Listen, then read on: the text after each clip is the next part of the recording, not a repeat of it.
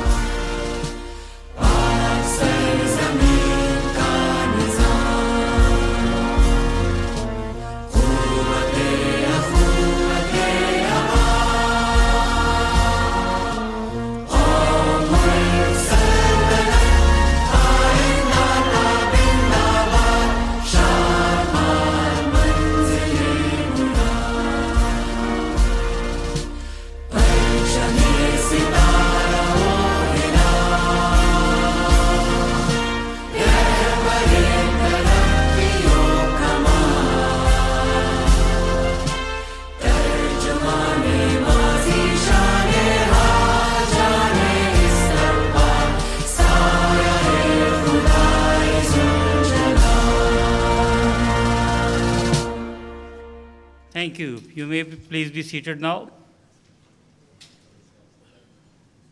Honorable Federal Minister for Planning, Development and Special Initiatives, Mr. S.N. Iqbal Chaudhry Sahab, Chairman, Pakistan Council of Research in Water Sources, Dr. Muhammad Ashraf, Deputy Director General, International Water Management Institute, Dr. Rachel McDonald, AMI Board Member, Ms. Amy Kamal, Excellencies, respected guests, ladies and gentlemen.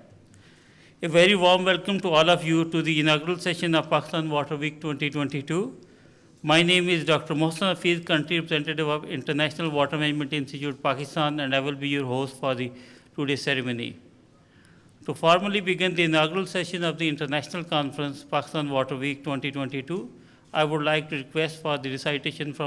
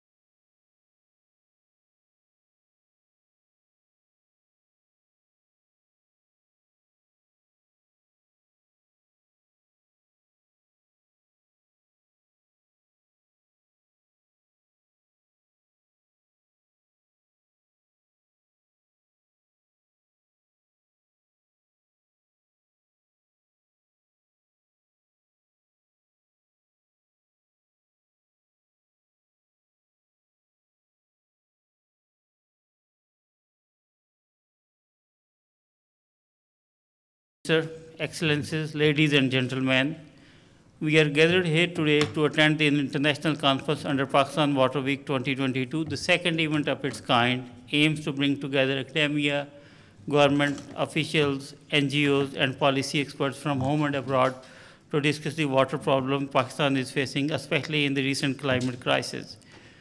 The impact of this year's heat wave and flooding event due to climate change have only exacerbated the problem facing Pakistan and its use of water. This conference will aim to address the systematic cross-sectoral thinking across water, energy, food, and environmental system for a climate-resilient development in Pakistan. There are clear opportunities to reduce the adverse impact of climate change on the poor rural communities. This conference will shape the focus and agenda of water planning and management moving forward for Pakistan. I would like to request Deputy Director General, International Water Management Institute, Dr. Rachel McDonald, for her keynote address. Assalamu alaikum. Your Excellency, Mr. S.N. Iqbal Chaudhry, Federal Minister for the Ministry of Planning, Development and Special Initiatives, Chairman of the Pakistan Council for Research and Water Resources, Dr. Muhammad Ashraf, EMI Board Member, Simi Kamal, Excellencies, distinguished guests, ladies and gentlemen. We meet this year at the Pakistan Water Week, at a time when people around the world have been horrified by the unimaginable destruction force of water witnessed here in Pakistan. The full horror of what it has meant by the often quoted number that Pakistan is ranked among the 10 most vulnerable countries of the world in terms of climate risk has until now not really been understood by the world, or maybe here even in the region. EMI colleagues and partners over the last week have been updating me on the numbers around the impact and consequences of that vulnerability. The livelihoods of over 33 million people devastated, more than 1,700 people lost their life, and around $32 billion of economic losses. In Baluchistan and Sindh, the rural populations have been so hard hit and lost not only their homes, but their income and livelihoods. 72 million people in the country are either moderately or severely food insecure.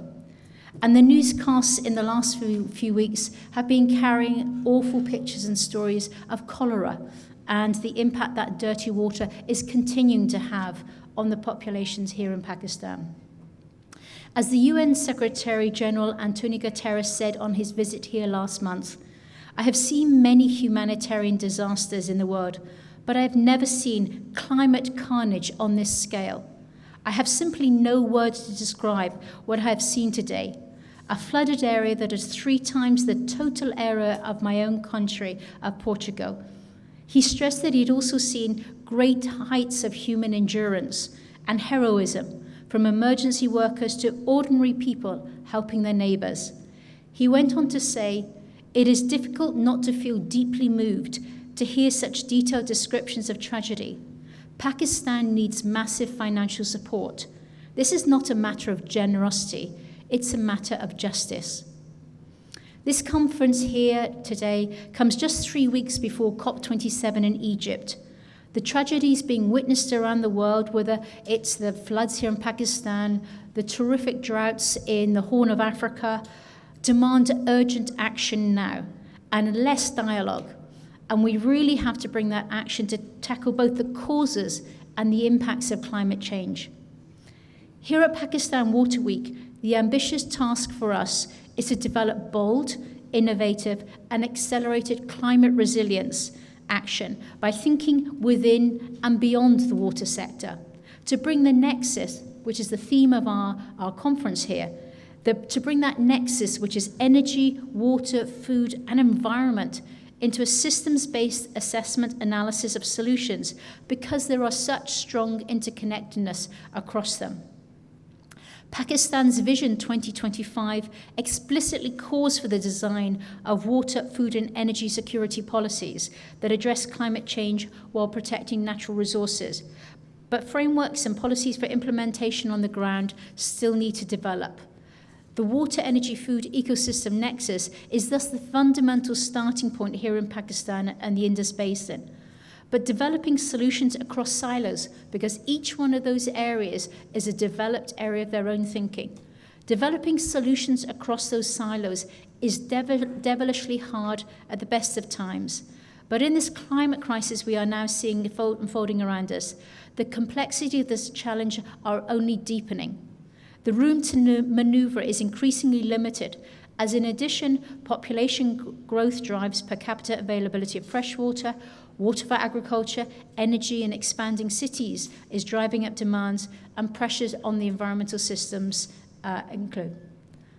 So what does this nexus actually look like? So let's think about that a little bit, and if you can forgive me, I want to take a water lens to that nexus. First of all, we have water supply.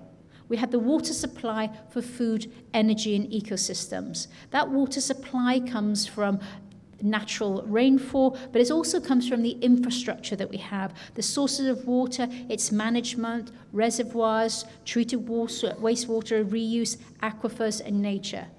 And what we have in terms of that supply that we have to really consider is how we allocate that water among economic and social uses while ensuring ecosystems are able to sustain that biodiversity and services that we so rely on. And there have been so many studies highlighting that importance.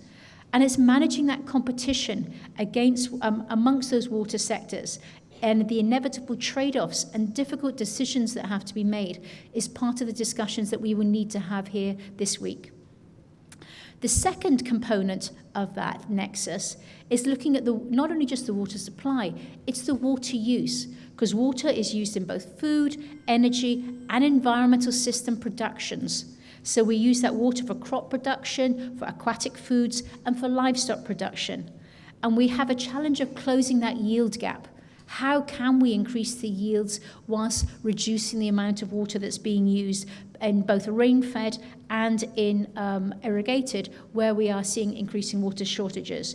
And that irrigation is a complex set of challenges given the changing rainfall availability and the increasing droughts and floods that we're seeing because of climate change. For energy systems, we either use water directly to generate electricity through hydroelectric power, or a little bit more indirectly, as we use water in steam generation and in cooling as part of coal or oil or gas-fired power stations. And of course, we're also using it a little bit more, we use it for cooling in solar systems. Whilst for ecosystems, the quantity and quality of available water directly impacts both the terrestrial and aquatic system productivity. And as I said, we so rely on that. The third component of this nexus, we've had water supply, water use. The next one is water consumption. And if we can think about that, of course, water is critical for our drinking, for livestock drinking, and for safe food. Safe water and safe food, and we also use that water for cooking as well. We need to manage the contaminants in that, and that's where we bring in that whole water, sanitation and hygiene, the WASH elements of those work that we do in this sector. And we need to be able to make sure we can align water, the WASH part, with the food and energy sectors that it's going to be. The fourth component that has been neglected up until now, but is something that has to be addressed, is about how water risk and those extremes directly impact the food systems, the energy systems, and the ecosystems. We have seen those images of crops lost, of dams, of electricity systems being so damaged by the floods here. We equally get that damage under droughts when there's not enough water to use into cooling systems or to grow crops with. We can see that there's a whole problem with this increased water risks. And we do know that we need to be smarter, and the way we use the water across all these sectors, we do have to make some decisions and trade-offs. So the nexus captures this interlinked set of connectors, which means that ministerial groups, policy developments, many of the solutions we have, it cannot just be within the water sector. It has to include these other components if we are truly going to build water and climate resilience. So in designing this conference, the co-convening partners that we are so honoured to be part of are opening dialogues that are asking us to think, to consider the complexities of these interlinked water, energy, food, and environmental systems. Our task this week is to discuss ideas, share experiences, and stimulate innovation to really develop nexus-based solutions across those different systems and different ministries and different agencies and different academic spheres, as we develop that understanding of those trade-offs and the starting point for that. We have three key areas here that really are going to make sure they are both, we look at future-facing realism along with optimism. The first theme is about climate-resilient pathways, adaptation, mitigation, and sustainable development for a secure Pakistan. The second is about politics, policy, and institutions, good governance and strengthening capacities. Policies and politics are behind all water decisions anywhere in the world, and knowing that we have good policies in place is a starting point. And then, of course, there's the important role of technologies and innovations, but they alone cannot deliver the change that we need for climate resilience. So the implication is that we have to build a transformational journey this week for climate resilience across that nexus. So let's think about what those 4 critical areas are that we need to bring into our conversations. The first is about systems thinking. We are challenged to think beyond the water sector into the way, the interconnectedness of all those 4 systems: water, energy, food, and ecosystems. What are the processes? What are the resources that are there? What are the declining resources? And what are the drivers at play that are changing the interactions within and between those systems? And what some of that, if we take the water area, we have to strengthen the water system. And how do we do that? We need to look at the diversity of water, different systems.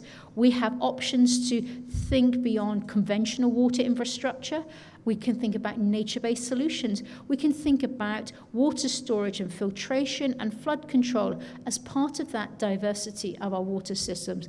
We can think about bringing wastewater into that. How can we recycle water as we strengthen that water system? And that water, that might be used for agriculture, it might be used for many aspects, but we can think about how we could do that. And then, of course, there is the options, and it's an area that Pakistan has a very rich research history in, and that's using saline and brackish water. In EME, we have an ACR-funded project. We're looking at how we can bring that water into opportunities for saline aquaculture, for farming communities. So it's using a different form of water to still be able to support food systems and food security. So that's our systems thinking. The second area is about policies and governance, as I've already mentioned. We need to look at how we can align and bring more coherence of governance and policies across water, energy, and food environments. Often, this will need to be to spur bold action and integrated activities. But we will have seen in the management of the floods, this multi-ministerial, multi-nexus responses to the different impacts that we've been able to see. So being able to support institutions at river basin level, at local level, or at federal level and provincial level to support communities as they further develop policies that are needed to support across that nexus. And this is a key area that we're doing at EME under the FCDO funded. It's called the WRAP project, the Water Resources Accountability in Pakistan. And here we're working with federal, provincial, and district levels to help those government and private sectors empower and further develop their water management through policy and governance strengthening. And we're also working in Baluchistan with Lando Mills on strengthening governance there as part of another project. So these developments and policy governments work best when all voices are able to come into this conversation to bring their experiences for that. So we've done systems, we've done policy, data. Can you imagine the different data sets that we need if we're going to look at the WEFE nexus? We have our agricultural data sets, we have our water data sets, we have our energy data sets, and our environmental data sets. Very rarely are they brought together. Very rarely can we see the impacts across the different ones, and very rarely can we put together a whole understanding of a particular river basin, especially one as complex as the Indus Basin.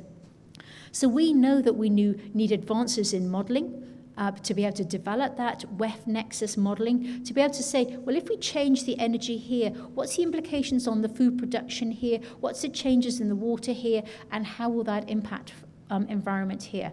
We need this more sophisticated modelling and understanding to be able to do that. Data science is amazing. The advances that are there, whether it's in satellite imagery or many other ways, artificial intelligence, to bring that data. And of course, some of the most sophisticated advances recently is in early warning systems. So being able to predict that drought or that flood, not only being able to see what's happening today, but looking 1 to 3 months ahead. And we're getting increasing accuracy in there by taking global models, using artificial intelligence to regionalize them, and to then be able to predict what is likely to happen. And EME's been doing some great work in a number of countries, and the predictions are pretty good. Imagine if we could have predicted a little bit more of the floods and that 2 or 3 months ahead. It would have given us space to begin to think about that crisis that's coming. And then, of course, is infrastructure and technology. This is always so critical in all those 4 parts of the nexus. In agriculture, we've got many advances that can be made, whether it's in irrigation technologies, and under the US-funded project, WEFE pre-project, which we're very proud to be a partner with, we're looking at changes in irrigation practices, but also linking that to governance, and we're in the KP province. We're also looking at, can we increase water storage? Some days, in some parts, water storage in Pakistan is quite low. Can we have small ponds or big ponds or ways to hold back water so then it can take out some of those lumps, the extremes, floods and droughts, to get us through that? And of course, with energy generation systems such as bringing solar, wind and other renewables, there is this opportunity to transition to greener energy, and where we can have various OPEX savings as part of that investment through international climate finance to bringing those changes that we're wanting to see. As the UN Secretary General spoke of, there is a need to bring massive investment here into Pakistan to rebuild Pakistan.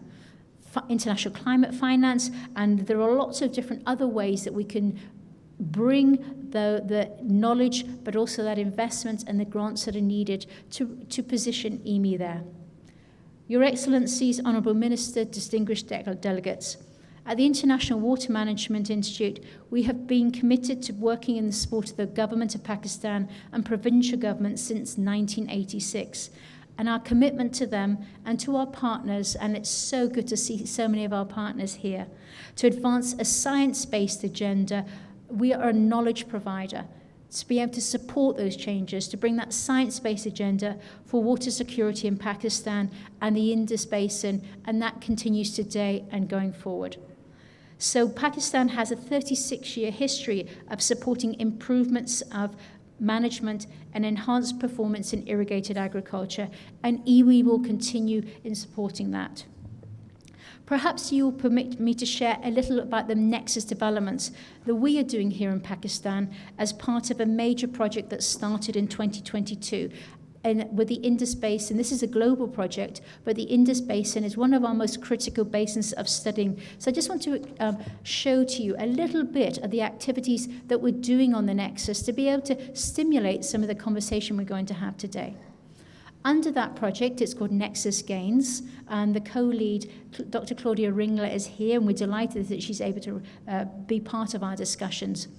So we are developing interactive tools for various stakeholders, investors and policy managers to plan and assess Nexus interventions and inform policies at the Indus Basin. We can look at scenarios through those various tools.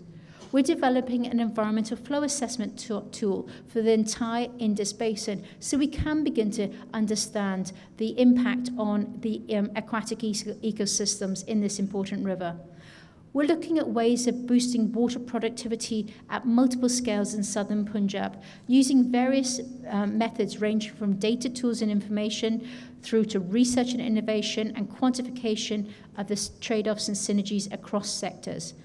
And we're linking water, energy and food systems for food security and livelihood improvements through technologies such as micropower and solar energy. So considering environmental health and gender dynamics as we're dealing with that. And another one is looking at multi-stakeholder water governance, that WEFE Nexus governance and what we can do. So we are testing and developing solutions to support the building of climate resilience here in Pakistan through Nexus thinking. And I'm sure many of you are part of that. I know many of our partners are here for that. But there are many ideas that we can further take into research and development through other organizations. Looking from Pakistan through to the UN 2023 Water Conference, which is coming up in March in New York next year. This is the first water conference for 47 years. Can you believe that? When you think about how vital and so challenged water is. So we have a really important opportunity, and we know there will be a strong delegation from Pakistan in those discussions there. So EME is leading a major initiative, and it's called Transformative Futures for Water Security. Because what happens is when we talk to those charged with implementing water securities, government ministries, NGOs, businesses, all sorts of sectors, there are many knowledge gaps, there's evidence gaps. When we say to them, so what do you need to be able to deliver water security? And they are telling us, well, we don't have this data for this, or we need innovation in this because it just doesn't exist. So EMI is convening a whole series of regional dialogues where those tasked with implementing water security will say what they want in terms of a knowledge, research and innovation agenda. And we will be taking that from the different regional dialogues to a conference in Cape Town to then take that to New York in March as part of the actions coming from UN 2023. It is a research agenda informed by Global South dialogues for the Global South for the first time. And we think this is a really important action. This will be a research and knowledge agenda for all players involved with knowledge development and evidence supporting for those tasked with doing that there. So these dialogues will not only support SDG 6, they will also support 2 and 7 and 13, 14 and 15 goals. So we know that across the nexus, what we do in water will have that there. More generally, I would like to take this opportunity as the EMI DDG to say to you, we are grateful to all the partners that we work with here in Pakistan. The federal ministries of the government of Pakistan, including Water Resources, Planning Commission, Food Security, Climate Change, and Science and Technologies. We want to thank the provisional governments, the Departments of Agriculture, Irrigation, Planning and Development, and all our international organization partners, as well as our local partners, the universities, the NGOs that we work with. We are committed to collaborating in the work, and we are grateful for your collaboration. I'd also like to thank our development partners. Without your support, none of us could do the work that we're doing. These include the governments of Australia, Switzerland, the United Kingdom, United States, and the European Union for their generous support to the programs of EMI Pakistan. To close, I wish all delegates a productive Pakistan Water Week. We're going to have so many fascinating discussions. I am so looking forward to it. And I hope that we come together to amplify the message that the challenge of climate resilience in Pakistan is an urgent one. And we together jointly inspire bold and accelerated action across water, food, energy and environmental systems that are needed as the unfolding climate crisis demand is right now. Thank you for your attention. Thank you, Your Excellency. Thank you.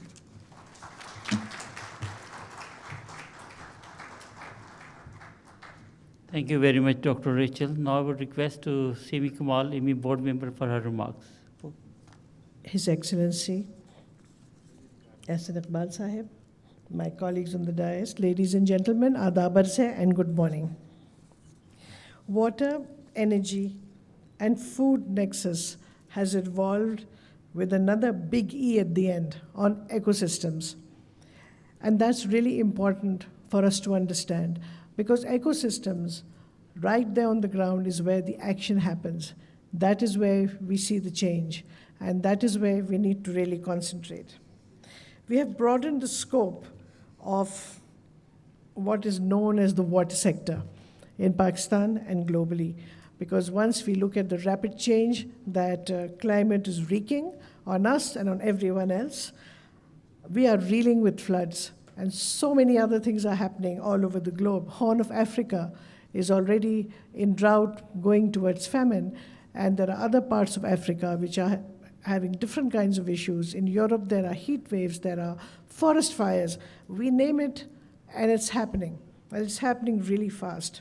So my colleague, Dr. Rachel McDonald, has already spoken about the floods and its devastations and what we need to do, yet another wake-up call for us. I'm going to talk much more about EMI and its role in Pakistan. Before I do that, I want to take you on a little journey backwards. When I've stepped into full-scale professional life, one of my mentors was Dr. Skogabo, and many people here will know him. I can see so many friends from those times. And EMI, it was then IMMI, and it was working pretty exclusively in the irrigation sector at that time. In the late 80s and in the early 90s, it was, for me, the leading edge of the water sector as we saw it then. And what was really remarkable about its work was that it was converting the research into action. And I want to emphasize that. Yes, we generate the knowledge, but that knowledge has to be seen to be making a change for it to be of real value. And that is what IMI was really doing. And at that time, we had a wonderful research environment in Pakistan. Apart from IMI, there was IWASRI that was looking at the salt content and salt accumulation in the Indus Basin. And there was AZRI, which was looking at arid zones. WABDA, of course, doing all the infrastructure. And of course, Pakistan Geological Survey. And all these organizations used to work together. And they were all these really vibrant researchers. And some of them are here. And I'm sure the rest of them are still in Pakistan. We need to bring them together. So my own grounding, especially of work on the ground, was with IMI. So today, I'm absolutely delighted to see a resurgent IMI in Pakistan with Mohsin at its lead. And the kind of strengthening that is happening of IMI globally as part of the resurgent CGIAR is being reflected in Pakistan as well. And in the last year and a half, we have seen how IMI has grown from strength to strength and is beginning, for me, what was its old role as a very, very vibrant component of the water sector in Pakistan. If you look at the objectives of Pakistan Water Week, I want to draw your attention to two of them. Objective 3 is about sustainable, technological, and nature-based solutions with innovation, and it's about strengthening synergies that we can build. And the fifth objective is about the Indus Basin. It's about key climate adaptation actions leading to sustainable water management of the Indus Basin. And as we know, that the Indus Basin is the backbone not only of Pakistan's economy, but what many of us refer to as Pakistan's water economy. So what is happening in terms of the Indus Basin? We have a water policy in Pakistan since 2018. It has a framework of actions. Frankly, I don't see those actions happening. There was to be a water council chaired by the Prime Minister. So this is for your attention, Mr. Hassan Iqbal. That council has not been formed and it's not working. Many of us have been demanding that it be put into place. It has room for government and non-government actors, so that's something that we need to do. The climate change policy, on the other hand, has constituted its council just recently and has had its first meeting. And it's really important that we bring these two sectors together. We have a Living Indus initiative of the UN with a doable and actionable program. But I'm very sorry to say that the water sector is absent from it. It's being run by the Climate Change Ministry, which is great. But I think that if we are talking about the Indus, how can we not have water specialists working on it? So I'd like to draw your attention to that as well. So where are the government departments? We'd like to see them. Then we have the Nexus Gains initiative of IMI that my colleague, Dr. McDonald, has already spoken of. So I'll just refer to it a little later. But what we are seeing happening is that the climate story has become completely synonymous with the water story. And we have to respond institutionally to that in terms of where the mergers of thought happens, where the actions happen, which ministries and departments have to work with which organizations, how do we bring the very vibrant research and civil society sector, all the NGO sectors, on the same page with the government, because if we want to go to scale, we have to work with government. Last but not least, when we have put the extra E at the end of WEF, we must allude to the level at which WEF can actually seen to be working. And whenever we have discussed this model, what we have seen is that local grassroots level is where you can see the benefits. You can actually see, otherwise it's all theoretical. So where does the action happen? And there, I think it's really important that we have a functioning local government system in place. Because if we want to go to scale with all the great ideas that IMI is bringing to the table, we would need to have that synergy. So IMI is here to provide the science, the knowledge, the technology, the innovation, bring all global learning adapted to Pakistan needs, and then we need to take it to scale for IMI's work to be complete and the work of many other organizations such as IMI. So we can only do that with a functional local government system which would provide the necessary links for upscaling the ecosystems thinking and all the models that we are bringing forth. When we look at the Nexus Gains initiative in Pakistan, I would like to refer to one of the points there, which is developing the capacity of actors that would be working on this nexus, including emerging women leaders and supporting women and youth empowerment for more active decision-making in food, land, and water systems. I think that is absolutely crucial on how we learn to mainstream these sectors. I wish you all really good discussions and good outcomes, keeping all these factors in mind. Thank you very much.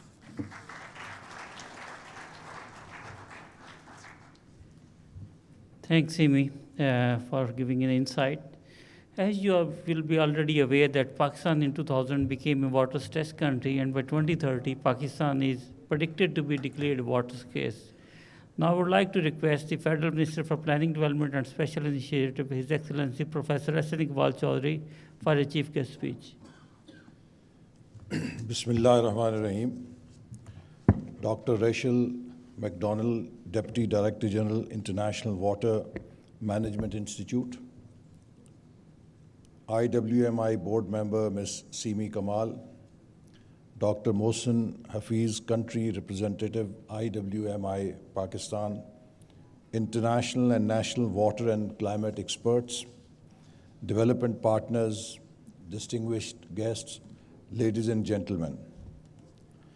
I feel greatly honored to have been invited as chief guest in this international conference on the role of water, energy, food, ecosystem nexus for climate-resilient Pakistan. I've been told that there are around 25 international water and climate experts attending in person this conference. In addition, 50 international experts from academia, government departments, research and development organizations will be attending the event virtually. I earnestly believe that owing to the recent extreme climatic events in Pakistan, the second Pakistan Water Week mood will greatly help the organizers, line departments, and stakeholders in the formulation and shaping up of policies aiming at climate-resilient Pakistan. I'm thankful to the organizers of the Pakistan Water Week, International Water Management Institute Pakistan, Council of Research in Water Resources, the CGIAR NEXUS Gains Initiative, Ministry of Water Resources, and my own ministry. Ladies and gentlemen, Pakistan's extreme vulnerability to accelerated climate-induced events has exposed it to a multitude of risks. These range from unprecedented heat waves, forest fires, glacial lake outburst floods, fast approaching water scarcity, along with torrential monsoon flooding, growing desertification, droughts, and rising sea levels. All of these changes have made Pakistan the ground zero of climate catastrophe where life on earth, water and underwater has been impacted at exponential level, making the country a perfect example of all the disasters that come with climate stress. Damage to agricultural productivity, livelihoods, human health, and economic stability has led to irreversible impacts, including massive internal displacements as well as GDP losses.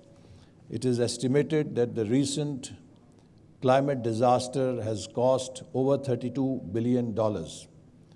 And it is not just the economic loss. this climate disaster hit poorest of the poor Pakistan. 16 out of 20 poorest districts were almost destroyed, turning this into a great human tragedy. Global warming has pushed weather conditions to their extremities, which can be observed in Pakistan's susceptibility to flooding and conversely droughts. Distinguished guests, depletion of natural resources, water shortage, and water insecurity are some of the risks because of rapid climate change trends. Pakistan is among the top 10 countries in the world badly affected by climate change, although the country contributes less than 1% of global climate emissions. During the recent floods, 1/3 of the country's land area was submerged in floods, severely affecting the economy, infrastructure, and livelihoods, and leaving almost 33 million people food insecure. Current climate changes in monsoons and increased temperatures are likely to bring considerable challenges to the agriculture sector. As per NDMA reports, the recent floods caused 1,725 deaths, the destruction of over 2 million houses, the death of more than 1 million cattle, the demolition of around 450 bridges and around 13,000 plus kilometers of roads and railway tracks. Agriculture is the most hit sector due to the recent floods, creating a serious challenge for food security. Nearly 70% of the Kharif crops in Sindh province have been destroyed by torrential rains and flash floods. World Bank has predicted about 2% GDP growth during the current financial year to be negatively impacted by this climate disaster. Urgent, tangible, and implementable steps are needed if Pakistan wants to escape the catastrophic impacts of climate change. Climate-smart agriculture is an integrated approach to managing landscapes, cropland, livestock, forests, and fisheries that address the interlinked challenges of food security and accelerating climate change investment in CSA would be required to ensure a stable food supply in this dynamic economy in the face of climate change.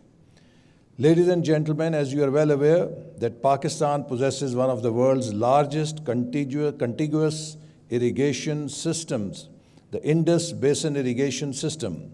It commands an area of about 35 million acres, encompassing the Indus water and its major tributaries, making irrigated agriculture the backbone of the national economy. The level of agriculture production is directly related to the availability and effective and efficient use of water as a major input. The increasing demand for water, energy, food, and ecosystem restoration has necessitated further development of water resources. To address the myriad issues of water, energy, food, and ecosystem, the government of Pakistan in April 2018 approved the country's national water policy, with the consensus of all the provinces, which highlighted the key principles and targets along with investment requirements needed by 2030. Unfortunately, after 2018, when we left our previous government, the next government did not follow up on that policy, and as a result, what Ms. Simi was saying, that the Water Council could not be constituted, I'll follow up on that and we'll have it done as early as possible. During the current financial year, total allocations for water resources sector are rupees 97.6 billion, which is 12% of the total PSDP of rupees 800 billion. And this also is a tragedy. In 2018, when we left the government, the public sector development program was about 1,000 billion rupees. So after 4 years, when we returned, it was reduced to 550 billion and now 800 billion for this year, which I think is very insignificant, and that actually calls for a much greater effort to revive the economy so that we have the resources to invest, whether it is water resources, human resources, or other needs of the growth of economy. Besides, rupees 42.7 billion has been allocated for power division and 9.3 billion for climate change division. For the country's water and food security, the construction of 2 mega storage dams, the Amir Bhasha Dam and Moman Dam hydropower projects have been initiated. These, together with other small dams, would add 10 million acre-feet storage by 2030. And again, sad state of affairs that this new storage capacity probably will only make up for the capacity that we have lost due to silting in Mangla and Tarbela. So we are not doing something additional, we are only making up for the loss, and that, I think, is a serious question for us, that how do we add our capacity and capability to store more water. Recently, Naulang Multipurpose Dam and Chashma Right Bank Canals have been approved by ACNEC, which together would bring 333,000 acres of barren land under cultivation, thus bringing socio-economic uplift in the project areas. Distinguished guests, for the country's energy security, the government is striving hard to harness the identified environmental friendly hydropower potential of over 42,000 megawatts. Generation capacities available in the upper Indus Basin known as Indus Cascade, in a drop of more than 7,000 feet within a stretch of 500-kilometer length. The country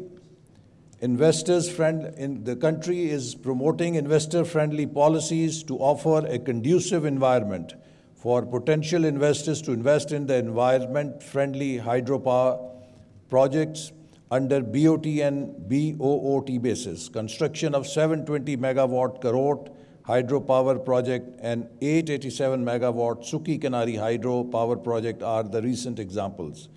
Besides, 1124 megawatt Kohala and 600 megawatt Mahal hydropower project has also been awarded under the BOT agreement. For water conservation, the construction of 100 of small and medium dams in Balochistan and other provinces have been completed, bringing hundreds of thousands of barren land under cultivation. And unfortunately, most of these small dams in Balochistan have been severely damaged or destroyed by the flash floods that were caused by the recent climate disaster. Rainwater harvesting and high-efficiency irrigation systems have been introduced in many projects for improved water use, efficiency, and high-level productivity. A project titled Transforming the Indus Basin with Climate-Resilient Agriculture and Water Management has been initiated by Food and Agriculture Organization from grant funding from Green Climate Fund and Punjab ADP. A similar project is in pipeline in Sindh as well. Besides, a project Recharge Pakistan is being initiated by WWF for building Pakistan's resilience to climate change through ecosystem-based adaptation for integrated flood risk management. For effective flood control, National Flood Protection Plan 4 is being updated in light of lessons learned during the recent floods. This flood protection program was started in 2013, particularly with the experience of 2010 super flood, and it was approved by Council of Common Interest in 2017. And again, when we left government, nothing happened on this, but now we are again updating it, particularly in light of the recent climate disaster, because all our previous flood protection programs mainly focused on riverine flooding, because all the floods that came in Pakistan in our history were caused by rains in the northern areas and coming through rivers. But this time, this disaster came through a heavy rainfall in those areas which traditionally received either low or moderate rainfall. And in the northern areas where we traditionally used to have rainfall, Mangla Dam, for example, one of the big dams, could not be filled throughout the monsoon season because there were not enough rain. So these are the climate change impacts, that there is rain where there used to be no rain, and there is no rain where there used to be rain, and there will be more rain when there used to be less rain, and there will be less rain when there used to be more rain. So these are the challenges with which now in our new Pakistan reconstruction and rehabilitation plan that we are building and constructing, we will focus how to have more resilience and adaptability for meeting such disasters in future. The flood forecasting system is being improved with the installation of the latest weather radars by the Pakistan Meteorological Department. These projects will go a long way in tackling the water, energy, food, and ecosystem issues of the country, enabling us to achieve the goal of climate-resilient Pakistan. Based on my recent interaction with Dr. Hafiz, I strongly believe that there is great potential for international CGIAR's institutes to provide thematic leadership in bringing the systemic cross-sectoral thinking across the water, energy, food, and environmental systems for climate-resilient development in Pakistan through ongoing CGIAR's NEXUS Gains initiative for Pakistan. I believe that IWMI has great potential to lead us in achieving water-secure Pakistan through sharing best scientific practices for the successful implementation of national policies. I am also thankful to the International Water Management Institute for supporting the federal and provincial governments for technical analysis for flood damage assessment and aiding recovery efforts following the extreme flooding events across the country. There are clear opportunities to reduce the adverse impacts of climate change on poor rural communities, and IWMI could play a significant role in this transformational journey. As Minister of Planning and Deputy Chairman Planning Commission, I am extending invitation to IWMI to join hands with Planning Commission in developing an actionable scientific roadmap to overcome complex environmental, climate, and social challenges leading to enhancing the water and food security of Pakistan. For example, I would be very keen to develop a partnership with IWMI team in contributing to National Flood Protection Plan 4 in the ongoing revision by sharing the lessons learned from their best practices of flood-resilient work in the neighboring South Asian countries. I'm confident that this conference will shape the focus and agenda of water planning and management moving forward.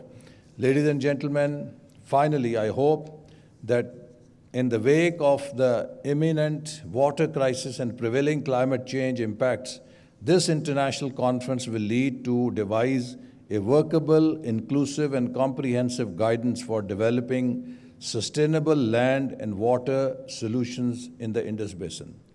And let me also say that as an engineer, I refuse to accept that planet Earth can have water scarcity, because a planet that has 70% water, how can that planet be water scarce? We only think of groundwater and we don't focus on the seawater. And I think the challenge for engineers and scientists is how fast can we economize the desalination and recycling technologies?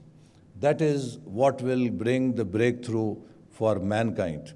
How ironical it is that Cape Town, surrounded by ocean and sea on three sides, should have water rationing and is water scarce city, or for that matter even Karachi, a port city, and all these coastal cities that lie on oceans and seas face water scarcity. I think it's just a challenge to human genius.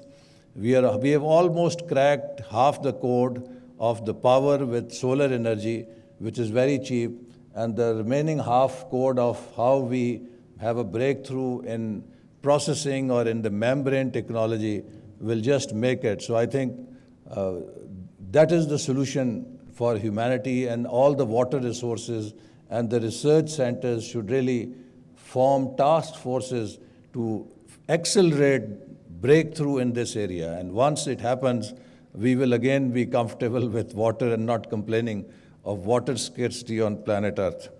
I wish all the success to PCRWR and IWMI for arranging this informative platform, Pakistan Water Week 2022, and bringing together experts around the globe.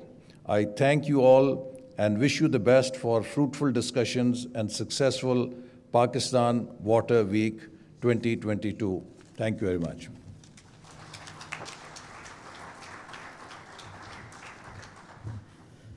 Thank you very much, Honorable Minister, Professor Hassan Iqbal Chaudhry, for sharing your passion and guiding us on government key priorities in improving water security for Pakistan.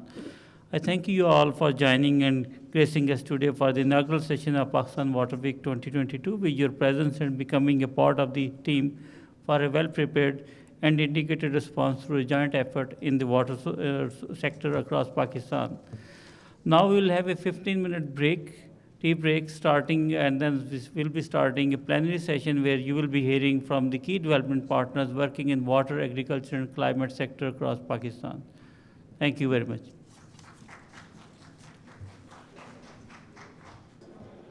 Assalamu alaikum, everyone. Please, I will say that now we are starting the plenary session. And for the plenary session, I'm requesting everyone, please have a seat. Let me call to the chief guest for the plenary session, Mr. Hassan Nasser Jami Sahab, Secretary Ministry of Water Sources. I will be requesting him if you could come here on the stage. Dr. Claudia Ringler, Johan Fredrickson, Australian Deputy High Commissioner, Pakistan. I would request, please come on stage. Sandra Baldwin from the Deputy Development Director, British High Commission. I will be requesting, please come on stage. Florence Rolep, FAO representative, please come on stage. Stefan Berlinguit, Deputy Director, EGA USAID Mission. Good day, everyone. I will be requesting that the remaining colleagues please be seated, and we are officially starting the plenary session. For the plenary session, the chief guest is Mr. Hassan Nasser Jami, Secretary Ministry of Water Sources, Government of Pakistan. And we have the other keynote speaker, Dr. Claudia Ringler, Deputy Program Leader, CGIAR NEXUS Gain Initiative from International Food Policy Research Institute. And we have Johan Fredrickson, Australian Deputy High Commissioner, Acting High Commissioner, Pakistan. We have a Deputy Development Director, Sandra Baldwin, Deputy Development Director, British High Commission. And we have Florence Rowley, FAO representative. And we are still waiting for the two guests. Hopefully they will be joining us very soon. So let's start there. The first is with the keynote speaker, Dr. Claudia Ringler. Before I will request Claudia to come on stage, Dr. Claudia Ringler has more than 25 years of experience in the agriculture economist. She is leading the International Food Policy Research Institute thematic area, and she is also the Deputy Program Leader for the CGIAR NEXUS Gain Initiative. And for this, she has been working in part of Pakistan and many other countries in India, in Africa, and also leading on the initiatives in the water sector. And she's graduated from the University of Bonn, Center for Development Research, University of Bonn, Germany. And so with this one, I will be requesting Dr. Claudia Ringler to come on stage and please give your keynote talk. Thank you. Welcome, ladies and gentlemen. I'm honored to be here today to give a keynote of why it matters to think across water, energy, food, and environmental systems. Slides. It seems to me that joint food and energy crises have become the norm. 3 have now taken place in just 15 years, as you can see on this graph, driven by climate change and other human-made crises, such as the COVID-19 pandemic and, most recently, the Russia-Ukraine war. That's where you see the big spike going up at the end. All 3 crises dramatically pushed up food and energy prices, as well as those of fertilizers, another source of energy, leading to an increase in the number of undernourished people worldwide. You can also see in this graph that the most recent crisis, with the addition of the war of Russia on Ukraine, occurred during negative GDP growth in low and middle income countries, linked to the COVID-19 pandemic, suggesting that high prices are hitting people with already reduced incomes. So this is the gray graph. You see negative GDP growth. This is extremely concerning when we have food price increases.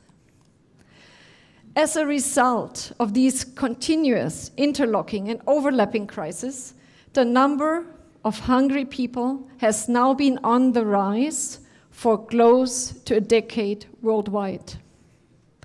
In 2021 alone, 150 million more people were affected by hunger than just 2 years earlier, 2019.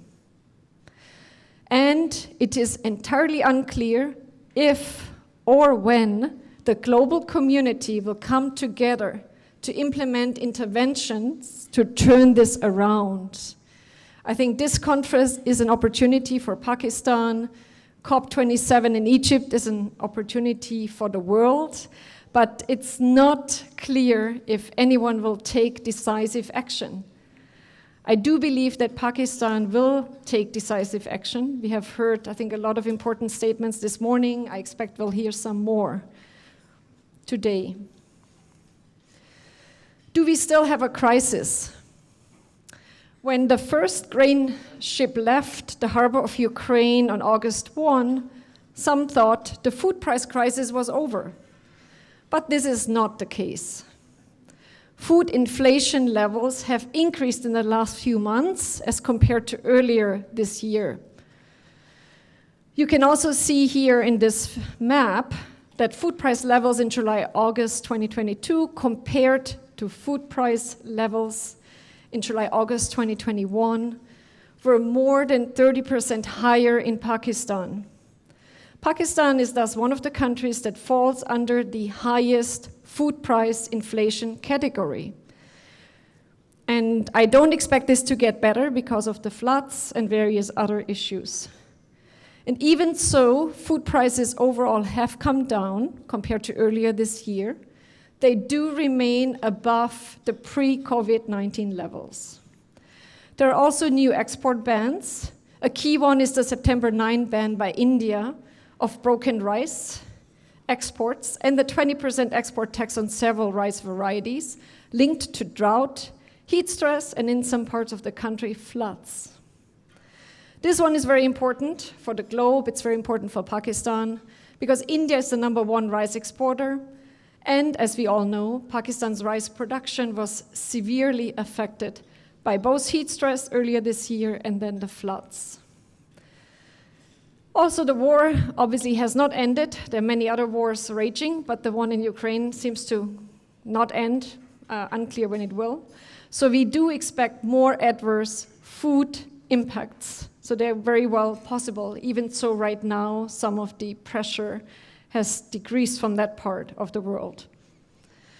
There are, of course, importantly growing adverse climate extremes that further push up food prices and will continue to do so. And obviously, I guess the most well-known here and the most visible and with extreme impacts, as we've already heard, is the Pakistan floods.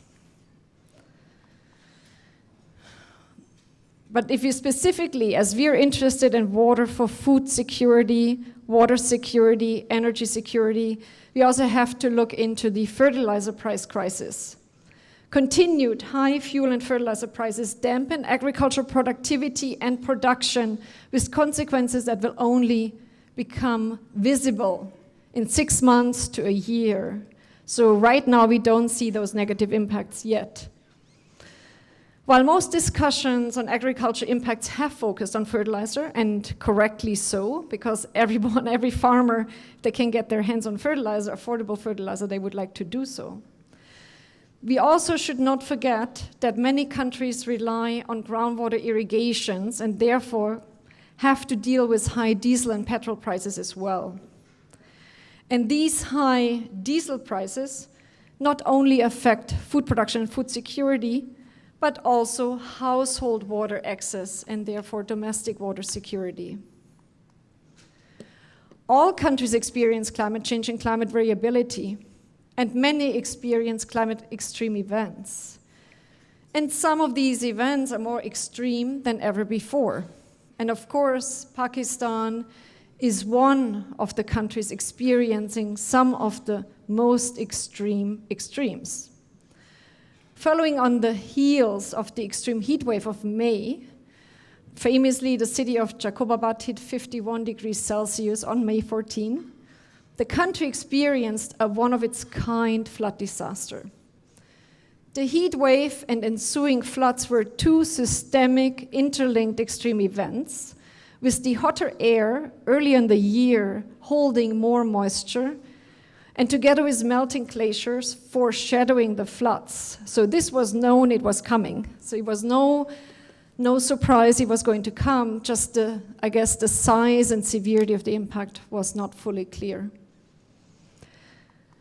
Both climate extremes, the heat stress, that also was a climate extreme that most people have by now forgotten, and the floods have worsened the already high levels of water and food insecurity in Pakistan.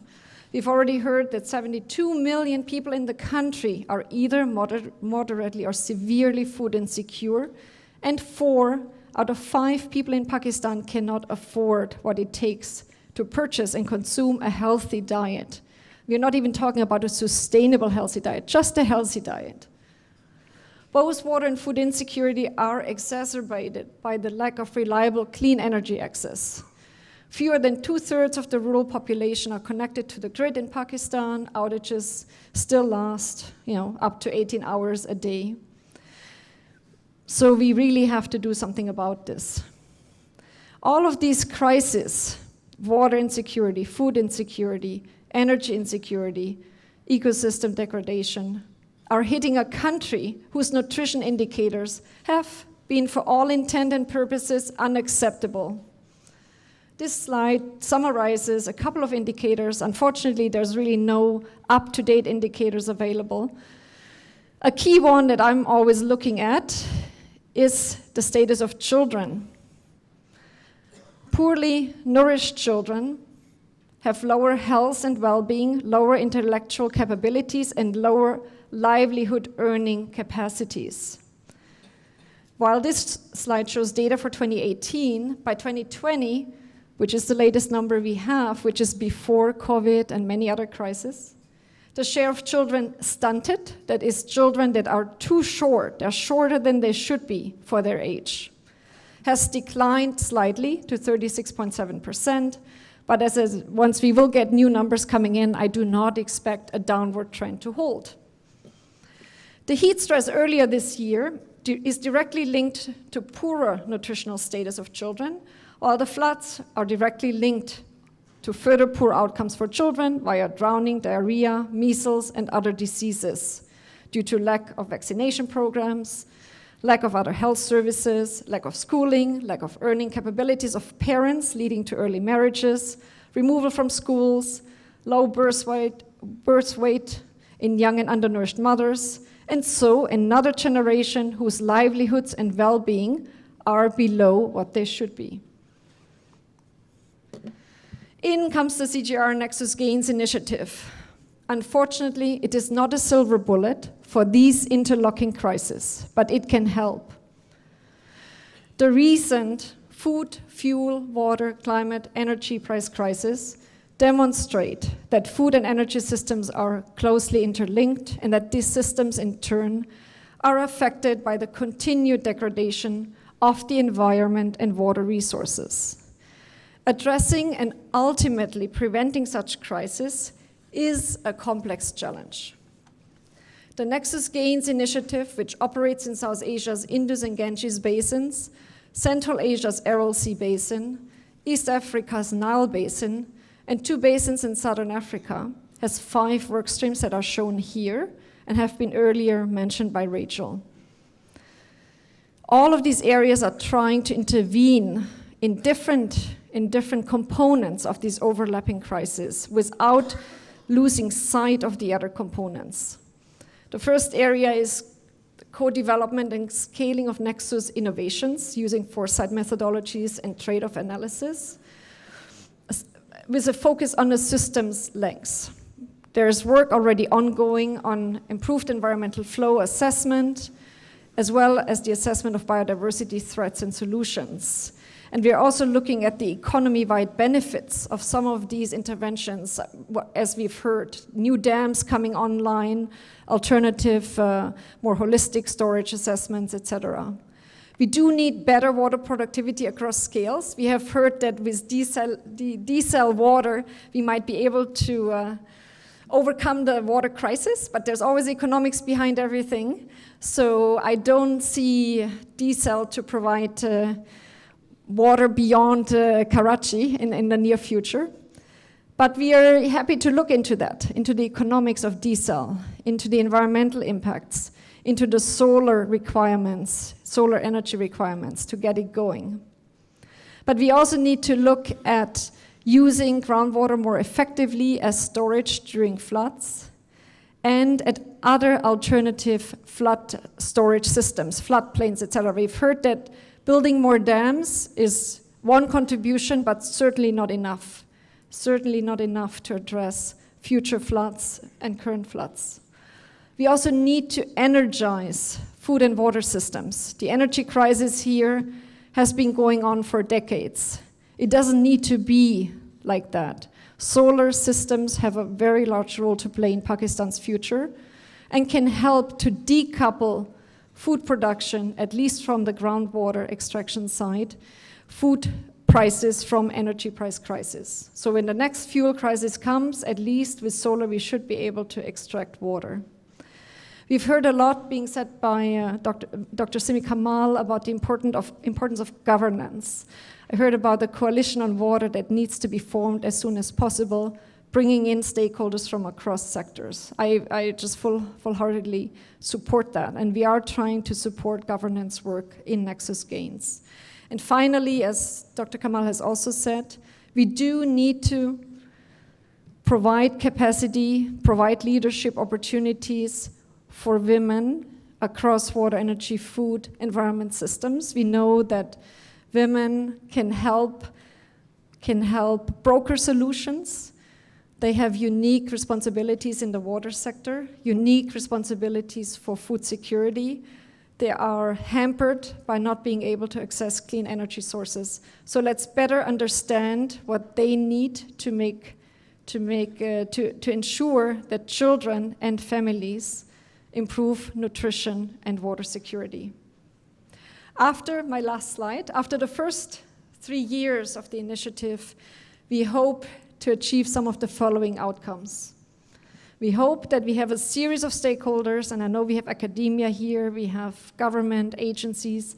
We hope that these next users, develop the systems with us and can actually use these systems to look at some of those trade-offs. Should we invest in another gray dam? Should we invest in managed aquifer recharge?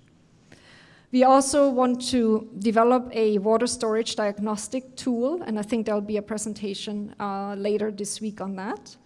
So again, to understand water storages in soil, in groundwater, in gray infrastructure, wetlands, what can we do to get better outcomes to address future floods? Don't want to focus a lot more on NEXUS policy governance, dialogues. This is an important contribution. In fact, this event, I think, is one of those dialogues where we hope to hear from different voices of what needs to be done to do better. And finally, we have a goal of working with interested young, technical, and non-technical agents of change who are interested to make a difference across the water, energy, food, environment sectors. We do have a focus on women leaders, but obviously we are focusing on women and men, but we understood over time, over the years, that if we don't specifically mention women, it's more difficult to actually get to parity. So what we really want to get to is 50-50, parity. But to get to parity, we have to support women leaders. To conclude, Systemic cross-sectoral thinking across water, energy, food and environmental systems is central to the climate resilient development of Pakistan, because these complex interlinkages, if not considered, are bound to worsen impacts for the poor, and that's what we've just seen the last few months. This is not the last summer of climate extremes in Pakistan, but there are clear opportunities to reduce the adverse impacts of climate change on the poorest, rural women and men. That's where we have to do better. These opportunities should be seized now, and NEXUS gains through research and partnerships and impacts on the ground can help. Thank you very much.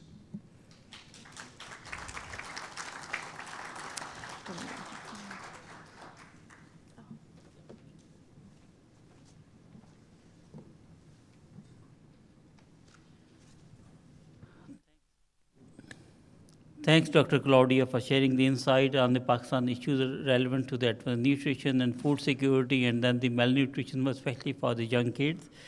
And what are the learnings, how we could scientifically contribute to overcome some of the issue as a knowledge institute, CGIR, and especially the NEXUS context, how these things are, different things are working together in the water, energy, food ecosystem, and how we could provide as a knowledge institute to overcome of the silos and help to the Ministry of Water Sources, help to the Ministry of Planning and Development, Food Security and Climate Change to overcome of these issues, so that ultimately leading towards the improving the livelihood of the poor people. So now I will be requesting to my next eminent speaker, Joanne Fredrickson, who is the Australian Acting High Commissioner for Pakistan. Joanne, floor is to you.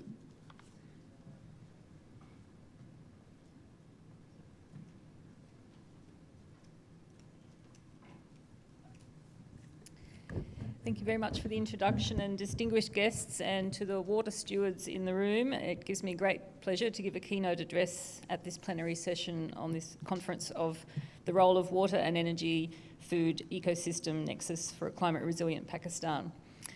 So let me begin by applauding the Pakistan Council of Research in Water Resources, the Ministry of Planning, Development and Special Initiatives, the International Water Management Institute Pakistan, and the Consultative Group for International Agricultural Research and Nexus Gains initiative for jointly organising this conference.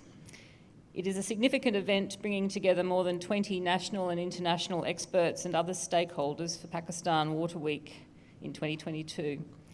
So I look forward to the discussion of current issues in the water sector with prospective solutions to map out a water, energy, food friendly outlook, which is so important currently with the global economic challenges and the issues facing Pakistan.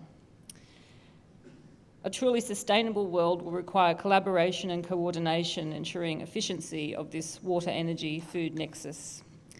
And may I also extend condolences to the people of Pakistan for the losses suffered during the recent catastrophic floods. Now, as you may know, in Australia, water-related disasters are at the forefront of our minds right now. Flooding in eastern Australia has affected many communities this year, and parts of Victoria are currently underwater. Yet we have not suffered like Pakistan has this year. These disasters from extreme weather events mean we cannot ignore climate change. It is a transboundary challenge that poses, one could argue, as great a security threat as terrorism. And as you know, Pakistan is acutely aware of the impacts of climate change, being ranked 8th most vulnerable nation in the world and ranked globally in the top 10 countries most affected by climate change over the past 20 years. So with the change in climatic conditions, countries face wider swings between water shortages and inundation. These cripple agricultural production, strain infrastructure, increase costs and constrain resources. This is bringing systemic global change, disproportionately affecting the vulnerable and deepening fragilities within societies and straining the institutions and threatening food and water security. Water underpins almost everything we do in support of the Sustainable Development Goals, from the environment to food security. And with greater threats to our water security, we must come together to face the challenges collectively and respond cooperatively. One of Australia's great poets, Dorothea McKellar, in her poem I Love a Sunburnt Country, referred to Australia as a land of drought and flooding rains. And Australia, like Pakistan, is an arid land that faces severe water shortages at times and inundation at others. Australia's new climate change priorities seek to develop technology and infrastructure to seek solutions to the climate extreme events. We have an ambitious 2030 target to reduce greenhouse gas emissions by 43% below 2005 levels, putting us on track to achieve our net zero emissions by the 2050 target. And we also have a goal to drive the rapid decarbonisation of Australia's economy to ensure our goods and services are competitive in a changing world. Now, what is the way forward, you might ask? So no doubt the conference this week will explore the conundrums climate change presents.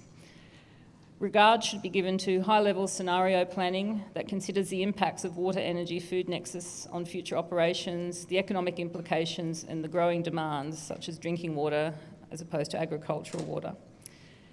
A well thought through and evidence-based water allocation models to help balance intersectoral demands, science and technology innovations to respond to the water security challenges, open science and open data to provide an opportunity for scientific information, data and outputs to be more inclusive, more widely accessible and more reliably harnessed. Locally sourced Indigenous knowledge, citizen science and remotely sourced data is also important to support decision-making at all levels and to enhance integration of cultural and societal values in the evidence-based water management. And there is a need to improve communication between policymakers and the scientific community to better understand the needs of each other. Now, Australia is one of the driest continents, has expertise in water management and dryland farming, which it shares with other countries. And I'm very pleased to say Australia and Pakistan have a long history of collaboration on water resource management. And Australia is supporting several water initiatives in Pakistan. It includes an almost $4 million water security initiative to build Pakistan's capacity to use nature-based solutions for urban water management. And we also have the Australian Centre for International Agricultural Research, known as ACR, which has for many years undertaken programs in irrigation and salinity management in Pakistan. ACR is building farmers' capacity, leading to improvements in food systems, livelihoods and efficient use of water. It is also making agriculture efficient through provision of affordable technology, for example, a small gadget with a traffic light system to provide real-time information on moisture in the soil. And in Punjab, Balochistan and Sindh, ACR has done groundwater mapping. And it's partnering with Punjab's irrigation department to develop rules for the use of water for irrigation, which can be replicated in other provinces. So Australia is very pleased to share its experiences and expertise to drive development and health outcomes in Pakistan. In closing, in the face of unpredictable climate patterns, new food security and energy challenges require new models of cooperation. So we need partnerships driven by knowledge exchange, and we look forward to opportunities to continue to expand Australia's and Pakistan's close cooperation on these interlinked sustainable development goals. Thank you very much, and best wishes for constructive dialogue and outcomes from this conference. Thank you.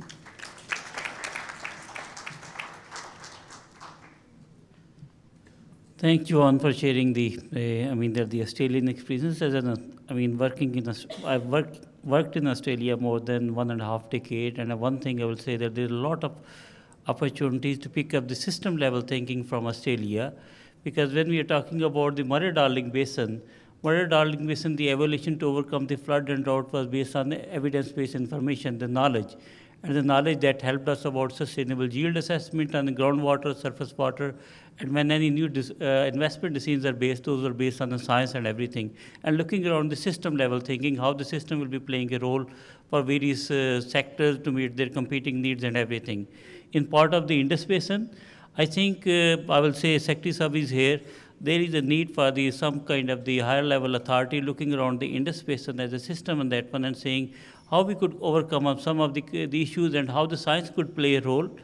I'm fully aware that many of the scientists are working and contributing with the Australian government, with the Pakistani government, but there is a much more need. especially on how we could look on the system level approach and how the system level approaches, learning from Australia, could be adopted towards the Indus Basin for Pakistan.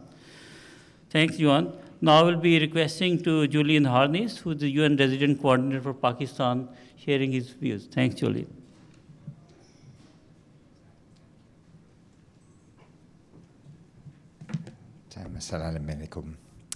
So good afternoon, everybody. Thank you for inviting me. I'm not a big one for conferences, so I'll get straight to the point.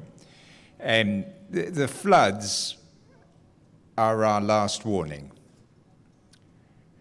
Yeah, that's so, ladies and gentlemen, time's up. We need to act now. We have seen the floods come down, destroy the livelihoods of millions, and they are killing children right now. And part of it's climate change, but also part of it's poor planning, poor development, bad choices about zoning, and it's mixed in with pollution. And I think what we need now is to stop with the conferences and get on with the action. We know what needs to be done. We have the science. People have been providing solutions for decades, but we're not seeing the action. And so I would say that what I would hope to see from all of us in the future is a greater focus on what's being done, by whom, and above all, what's the government doing? Because obviously the causes of the damage to the Indus Basin are multiple. Part of it's climate change, part of it's massive population growth, part of it's pollution, part of it's poor decisions on development. And we can be saying who should pay. Should there be international solidarity? Should there be loss and damage, etc.? All of these are valid conversations to be having. But when your house is on fire, you don't wait around to work out who's going to pay for the water before you put the fire out.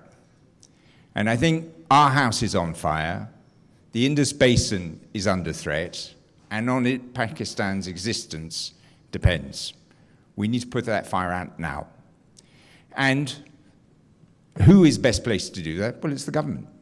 So obviously the government needs support of scientists, needs support of international financing. There is a moral argument for global solidarity, given the role of climate change and how that is a result of industrialization. But it's our river system, and it's our life that's affected now. And if our government doesn't act immediately, then we will be seeing more floods, more destruction, more drought. And so I would call upon all of us, everybody in this room and this forum, to be scrutinizing what is being done in the National Assembly, what is being done in the Provincial Assembly. Are we acting immediately to make those changes? And how all of us can support provincial and national governments to make the changes that are essential to save the basin immediately. Thank you.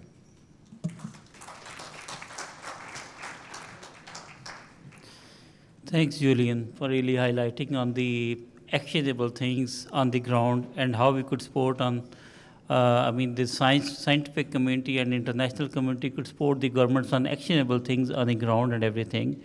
As a part of that one, we really applaud that the work which is led by your office on the Living Industry Initiative, that's really providing us the first starting point. What are the key priorities where there is a consensus from the federal government and provincial government and how these things could be looking together. IMI as the institute, we already started some of the things about the environmental flow assessment for the Indus Basin, on the saline aquaculture, some of these things which will be contributing towards that on the puzzle to have a bigger picture thing. And I would like to also mention that Dr. Rachel mentioned in the inaugural session about the Transformative Future Water Security Initiative, which is a flagship actionable thing for the UN 2023 conference, and IMI will be organizing a roundtable meeting in late November, and that will be, we want to get the endorsement from the government. What are the actionable things on the ground? What we could support them, and how we could help them to overcome of this, the climate shocks and everything. Thank you. Now I'll be requesting to the next is keynote speaker, Sandra Baldwin, who is the Deputy Development Director, British High Commission. Sandra, over to you.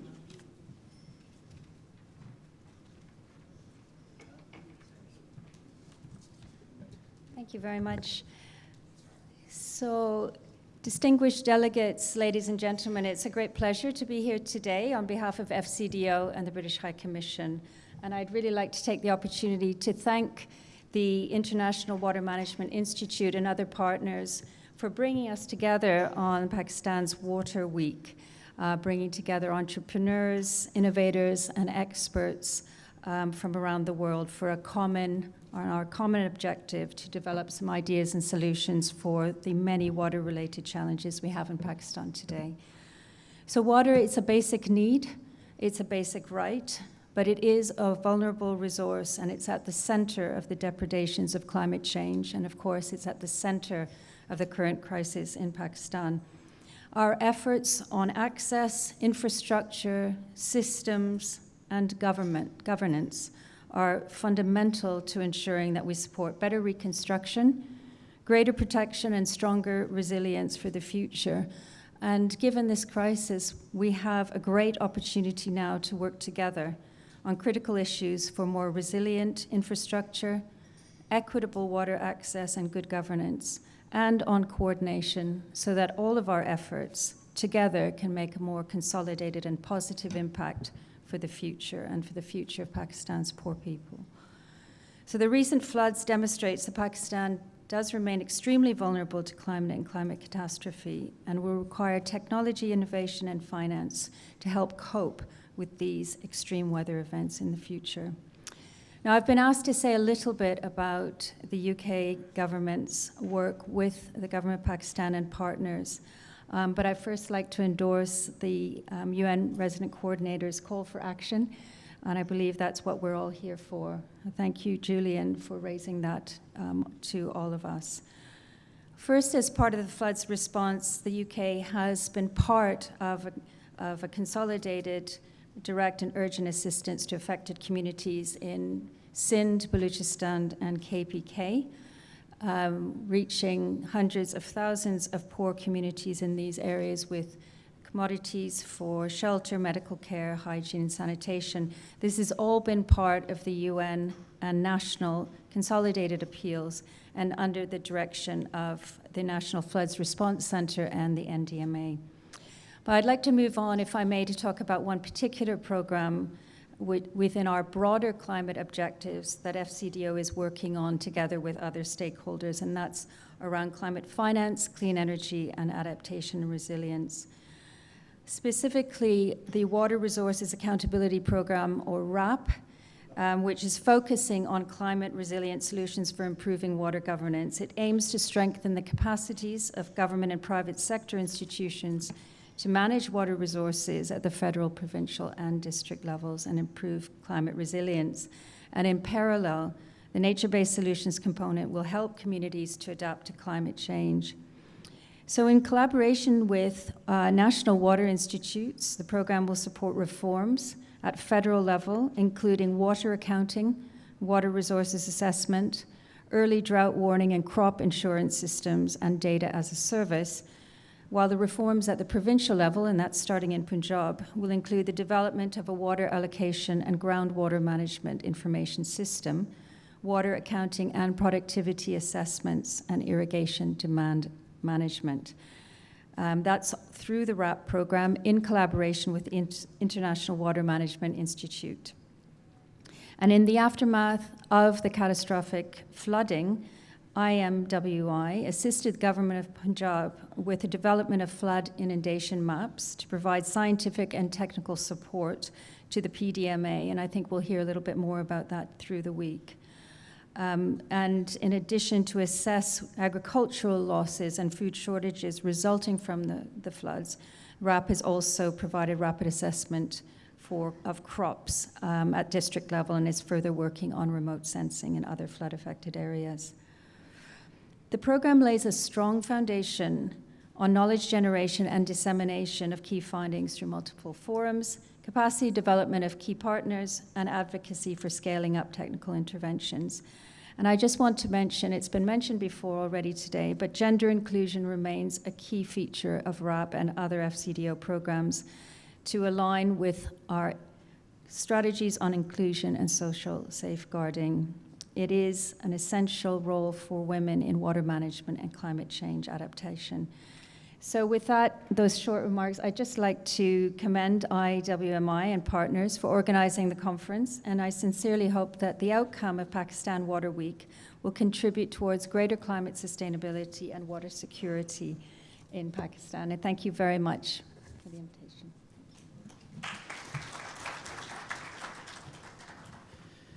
Thank you, Sandra, for sharing, some of the insight, and especially on how the British High Commission and then the FCD is supporting different initiatives for going for the more sustainable, the climate, sustainable water management leading to overcome of the climate shocks. Thank you very much. Now I'll be requesting the next speaker is Florence Role, FAO representative Pakistan. Florence, floor is to you.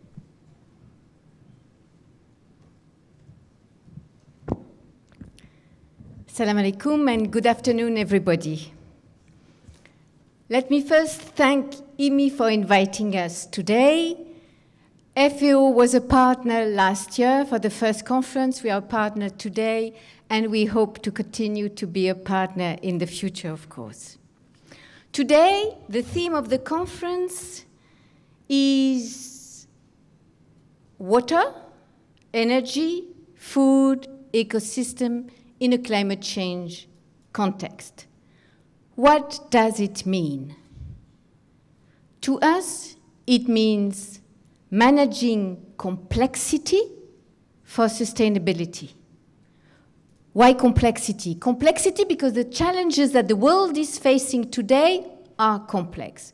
Climate change, water scarcity, land degradation, food insecurity, political instability. Complexity because of the interlinkages between the sectors and the trade-off which have to happen because resources are not unlimited. Sustainability is at stake. 2030 is almost tomorrow, and we know that the world is not on track to achieve the SDGs. Let's look at the SDG 2, for example, the zero hunger. Since 2016, the number of food insecurity people in the world has started increasing after decades of decline. So how do we manage this complexity for sustainability in Pakistan?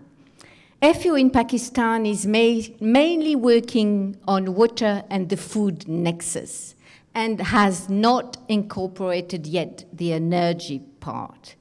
It's working on water and food in a climate change environment. So we are working in South Punjab, we are working in Sindh, we are working in Balochistan, thanks to the financial support from the European Union, the Green Climate Fund, which was mentioned by Honorable Minister this morning, and the government of Punjab and Sindh. What is the objective of what we do? The first thing is to use a territorial approach.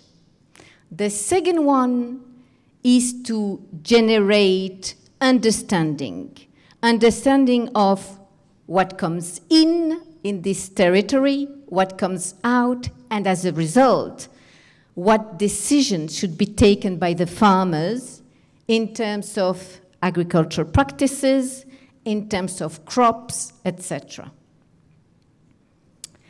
But what this approach is mainly about is to bring sectors together. In South Punjab and Sindh, we're working together with the irrigation department and the agriculture department.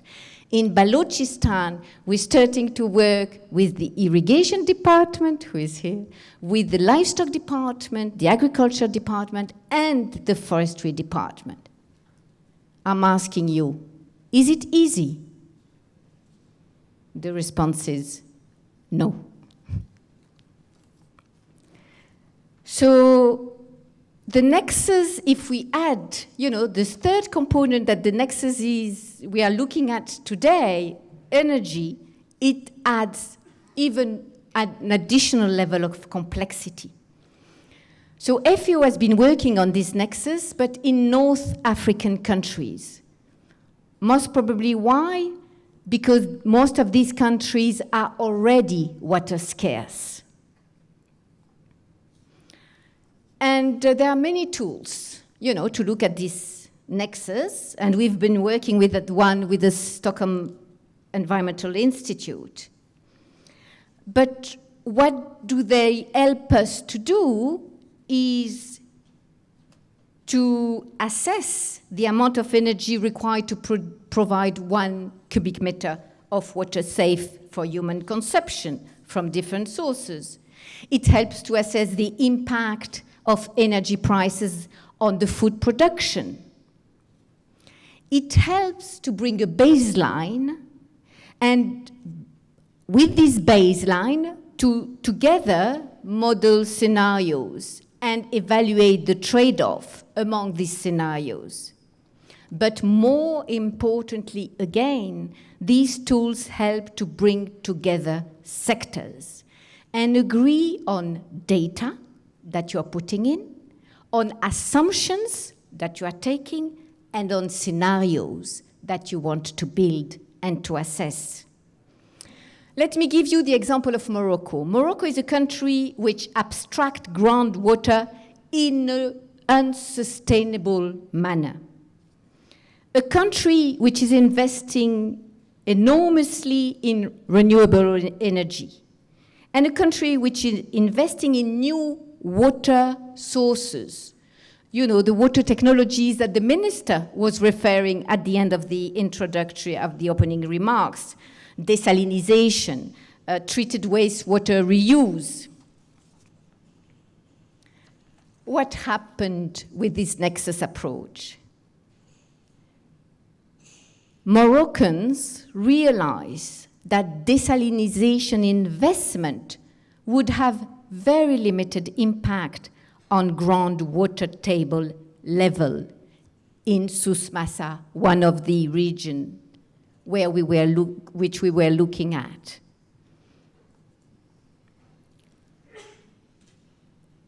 The stakeholders realized that drip irrigation did not lead to water savings at the territory, the watershed level basin, which they thought would have brought. So what are the main lessons? The first is institutional legacy and organizational culture do not favor the nexus approach. And there is a need to provide incentive for more integrated planning and implementation. And I want to go back to the Living Indus initiative, which is an ecosystem approach and which has the potential to provide incentives for more integrated planning and implementation around the Indus Basin. The second lesson is technology is not everything. So planning needs to take into consideration the political and the governance factors in each of the sectors. The third one is, in this complexity, don't try to do everything. Simplify. Simplify the complexity. And if you look at the 25 initiatives that the Living Indus is proposing, is a start. Of course, it's not going to give the response to all the issues, but it's a start, and we should start. And the last one is engage. Engage, engage, engage, and engage all the stakeholders. And we need to find better ways to engage so that everybody gets the ownership of the results. And again, the Living in this initiative has the potential to create a movement of Pakistanis around the ecological restoration of the basin. In conclusion, this Nexus approach, or you call it system thinking, or you call it whatever you want to call it, is a way to go to tackle this complexity in the world that the world is facing. The main recipe for success is political willingness to move towards it. And you can count on FAO's commitment to continue working with you on this nexus, which is at the heart of FAO's mandate. Thank you very much for your attention. Thank you, Florence, for highlighting some of the more details of the Living Industrial River Initiative. And one of the things you have mentioned about that there are a lot of challenges when we are working with the government stakeholders, whether federal or provincial. Yeah, absolutely agreeing on that one. But I think that there are some of the things which we can now, there are ways we could improve it and all sort of things. They are just having the joining the forces, I will say. We are working in part of Balochistan, IME along with Landel Mill, and you guys are also working in Balochistan under the EU to support the irrigation department, agriculture department, and everything. So let's try to work on developing some of the actionable things and how that could be more beneficial for the people at the ground. Also in the part of the Punjab and then in Sindh, FAO is doing on a lot of interesting work on the water accounting, on the GCF funding and everything, and how that could be dovetail what Sandra was mentioning about the water accounting standard and how these things could be streamlined. So we'll be quite keen to further strengthen the partnership with FAO and seeing it how we could join the forces to make actionable things on the ground and changing the livelihood of the people. Nexus approach is quite tricky. It will not be a magical bullet that will be resolving all the problem, but then based on experience in many countries, yeah, it's the start of the journey, and that needs much more consolidated effort and everything. Strong support is needed from the government ministries to make sure that when they are developing the plan, the plan is based on evidence and not working in the silo approach, but coming on a bigger system level thinking. Now I will be requesting the last week, the chief guest, Mr. Hassan Nasser Jami, Secretary Ministry of Water Sources, Government of Pakistan, for his keynote remarks. Thank you. Thank you. Bismillah ar-Rahman ar-Rahim. Dear panelists and Dr. Rachel from Deputy DG IWMI, Development Community Professionals, Excellencies, distinguished guests, ladies and gentlemen. So it makes my job easier because, you know, there's so much wealth of knowledge in this room also. So many speakers will come in the coming days also. So I'll just focus on a few things. First of all, I'll just facilitate IME and CGIAR, Nexus Gains Initiative, PCR, WR, and everybody involved in organizing Pakistan Water Week, and with very pertinent theme of water, food, energy, ecosystem nexus for a climate resilient. Especially when, you know, Pakistan has witnessed two very divergent and very extreme events this year, and starting from the extreme heat waves and then there's floods. So much will be talked about on these subjects. I'll not, you know, go into the details of what happened and where are we. But it goes without saying that, you know, in Pakistan, the droughts and all this climate-induced migration, water scarcity, foods, floods, sea level rise, all have a devastating effect on the lives and economic development of the country, especially in the poorer areas of the country. And it's now, it's become, water is again in the forefront as a very sensitive and complex subject. And it is very important that we find nature-based solutions. We need, you know, expert inputs. And as one of the panelists rightly said, it is time for action. No more sitting down, no more talking, just do what we can do. But we in the Ministry of Water Resources, we encourage all kinds of, you know, inputs. We also need guidance from professionals. And, you know, because government works in a very specific manner, but water is a much bigger issue, much complex issue, and with this NEXUS thing, so it's, we have to look at all the different aspects. I'm happy that, to be here and to listen to all these professionals and people who are actually working, making a difference, trying to make a difference. Today, these choices, related to management and use of water, food, energy ecosystems are typically, taken in isolation. So, and without adequate consideration of the intersectoral implications and of planned development, which may be positive or negative. So I worked in the climate change ministry also. I worked previously in the water power ministry also.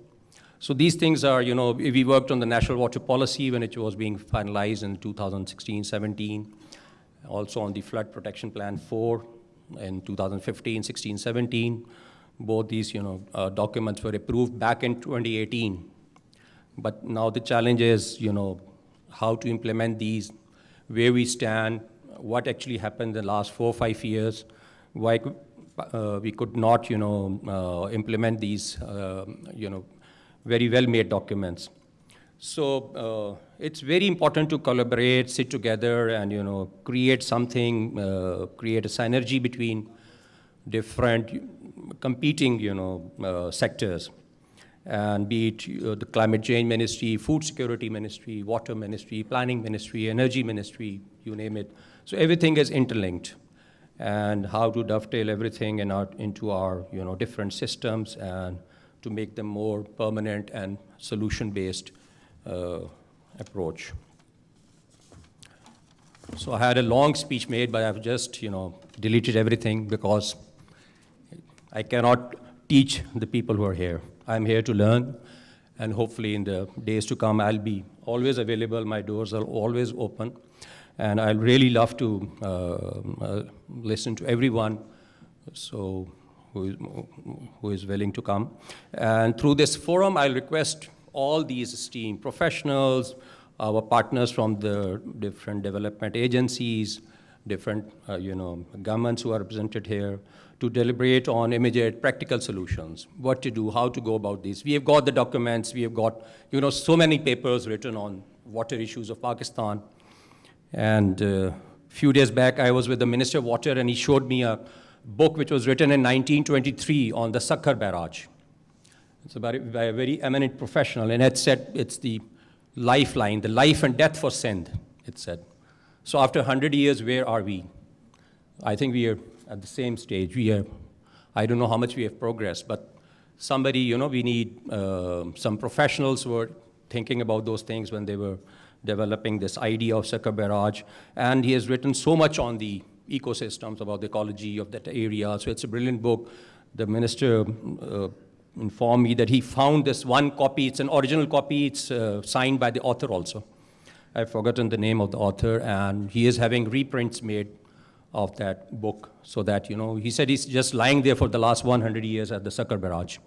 Nobody has gone through it, so he will be distributing it, hopefully, to everyone. So I'm just, I'm quite confident that, when we sit together and there's so many professionals, so many different agencies, so many minds who have worked all over the world in this field. So when they're under one roof, so when they deliberate on things, so something good always comes out of it. So I'm quite hopeful that Pakistan Water Week would be an effective platform to initiate conversations that tackle various dimensions, be it technical, political, legal, environmental, institutional. So there's so many dimensions. And everything is, because of these floods, suddenly, people are, again, all the different agencies of the government also are waking up. So last big flood was in 2010, and which was super flood. After that, the flood protection plan was made, and so much. And I'm happy I had a meeting on Friday with the Asian Bank people, and they are updating it now. And hopefully, in the next 4 or 5 months, they will have an updated document. And so there's so many things to do, so many. So we just need a very simple some sort of an agenda which we can follow, immediate things which we need to do. There are many institutional matters which are there for the last several decades, and they will remain there, but slowly and gradually. But we have to move in the right direction. And we need to collate everything which is available, and so much knowledge and so much research has recently been undertaken in these areas. And I hope institutions like EMI and PCSIR and other different agencies, they'll be able to collate everything and give us a very clear-cut path to where we need to go, where we should be in the next 4 or 5 years. So when I joined the ministry about 10 days ago, one of my friends sent me a quote from President John F. Kennedy. I hope it's true, it's not just from the social media. And he said that anyone who can solve the problem of water will be worthy of 2 Nobel Prizes, one for peace and one for science. So I hope we find somebody who gets a Nobel Prize in water soon. Thank you very much. Thank you.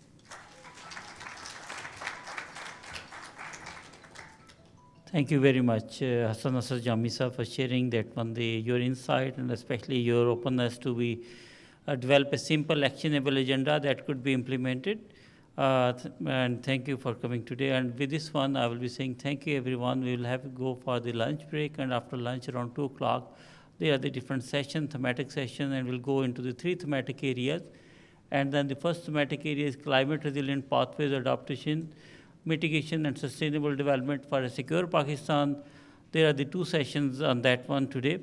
Then we have a politics, policy, and institutional good governance and strengthening capacity. That's another one, the thematic area 2, where there are 2 thematic areas, 2 thematic sessions are there, and third is the technology and innovation responding to the challenges.